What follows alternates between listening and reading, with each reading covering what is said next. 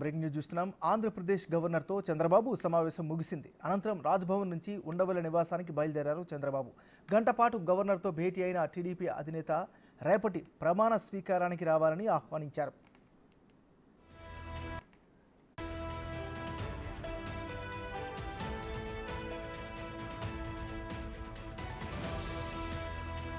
మనం breaking news చూస్తున్నాం. ఆంధ్రప్రదేశ్ గవర్నర్తో చంద్రబాబు నాయుడు సమావేశం ముగిసింది. అనంతరం రాజ్భవన్ నుంచి ఉండవల్లి నివాసానికి బయలుదేరారు చంద్రబాబు.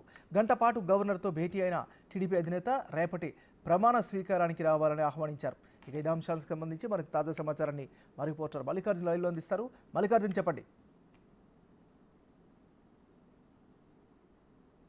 ఏదైతే ఎన్డీఏ ప్రభుత్వం జూన్ 4వ తారీఖున కూడా 164 సీట్లతో కూడా గెలుపొందడం జరిగింది. దీనికి సంబంధించి ప్రభుత్వ ఏర్పాటుకు సంబంధించి ఆహ్వానం అయితే గవర్నర్ నుంచి చంద్రబాబు కూడా అందిన పరిస్థితి కూడా కనిపించింది. ఈరోజు మూడు పార్టీలకు సంబంధించిన 164 మంది ఎమ్మెల్యేలు ఎవరైతే ఉన్నారో టీడీపీ తరఫు నుంచి 135 మంది ఎమ్మెల్యేలు, అలాగే జనసేన నుంచి 121 మంది ఎమ్మెల్యేలు, అలాగే బీజేపీ నుంచి 8 మంది ఎమ్మెల్యేలు ఎవరైతే ఉన్నారో ముందుగా ఆ పార్టీలకు సంబంధించిన సమావేశాలు ముందుగా నిర్వహించుకోవడం జరిగింది. టీడీపీ తరఫు నుంచి కూడా మొత్తం 135 మంది ఒకేసారి హాజరయ్యారు. అలాగే జనసేనకు సంబంధించి జనసేన పార్టీ ఆఫీస్లో 21 మంది కూడా ఎమ్మెల్యేలు సమావేశం నిర్వహించుకున్నారు. అక్కడ జనసేనకు సంబంధించిన ఫ్లోర్ లీడర్ని అక్కడ పవన్ కళ్యాణ్ని ఎన్నుకోవడం జరిగింది.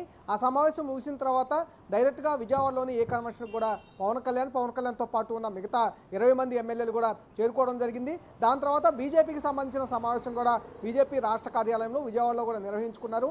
8 మంది ఎమ్మెల్యేలతో పాటు ఎవరైతే ఉన్నారో బీజేపీ రాష్ట్ర అధ్యక్షురాలు పురంధేశ్వరి కూడా పాల్గొనడం జరిగింది. ఆ 8 మంది ఎమ్మెల్యేలకు సంబంధించిన దానిపై కూడా చర్చించడం. అయితే ఫ్లోర్ లీడర్ని అయితే బీజేపీ వాళ్ళు ఇప్పటివరకు ఎన్నుకోని పరిస్థితి అయితే ఉంది. కానీ 8 మంది అయితే ఏకగ్రీవంగా చంద్రబాబు నాయుడిని ఎన్డీఏ తరఫున ముఖ్యమంత్రి అభ్యర్థిగా ఎన్నుకోవడం జరిగింది. 164 మంది ఎమ్మెల్యేలకు కూడా ఏకగ్రీవంగా తీర్మానం చేయడం జరిగింది. ఆ సమావేశంలో జనసేన అధినేత పవన్ కళ్యాణ్ ముందుగా సమావేశానికి సంబంధించిన తీర్మానాన్ని ప్రవేశపెట్టారు.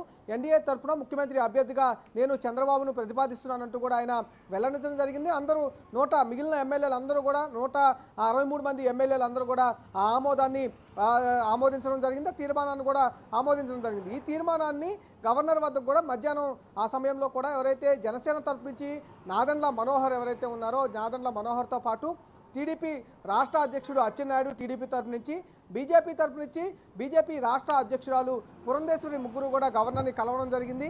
గవర్నర్ని కలిసి ఆయనకి ప్రభుత్వ ఏర్పాటుకు మాకు ఆహ్వానించాలంటూ కూడా వాళ్ళు తీర్మానం ఏదైతే చేశారో ఎన్డీఏ సమావేశంలో ఆ తీర్మానాన్ని గవర్నర్కు అందించడం జరిగింది. కొద్దిసేపటి క్రితం గవర్నర్ చంద్రబాబును కూడా ప్రభుత్వ ఏర్పాటుకి ఆహ్వానించడం జరిగింది. ఉండవల్లి నివాసం నుంచి చంద్రబాబు నేరుగా గవర్నర్ బంగ్లాకి చేరుకోవడం, గవర్నర్ బంగ్లాతో పాటు గవర్నర్ బంగ్లాలో కూడా గవర్నర్తో పాటు సుమారు గంట సేపు కూడా సమావేశం నిర్వహించారు. ఈ ఎన్డీఏకి సంబంధించి 164 మంది ఎమ్మెల్యేల తీర్మానానికి సంబంధించిన అంశాన్ని ప్రధానంగా ప్రస్తావించడంతో పాటు రేపు జరగబోతున్న ప్రమాణ స్వీకార కార్యక్రమం ఏదైతే గన్నవరం ఎయిర్పోర్ట్ దగ్గరలో జరుగుతున్న ఏదైతే ప్రమాణ స్వీకార కార్యక్రమం ఏదైతే ఉందో ఆ కార్యక్రమానికి సంబంధించిన వివరాలన్నీ కూడా గవర్నర్తో కూడా చంద్రబాబు పంచుకోవడం జరిగింది. రేపు ప్రమాణ స్వీకార కార్యక్రమం నిర్వహించుకోబోతున్నామంటూ కూడా వెల్లడించడం జరిగింది. ఈ నేపథ్యంలోనే సుమారు గంట సేపు ఈ కార్యక్రమం అయితే కొనసాగింది. కొద్దిసేపటి క్రితమే ఆ కార్యక్రమం ముగిసింది. అయితే భేటీ అయితే చంద్రబాబు గవర్నర్ది ముగియటం వెంటనే ఉండవల్లి నివాసానికి చంద్రబాబు వెళ్ళిపోవడం కూడా జరిగింది. Nagaraj. Right, thank you Mallikarjun.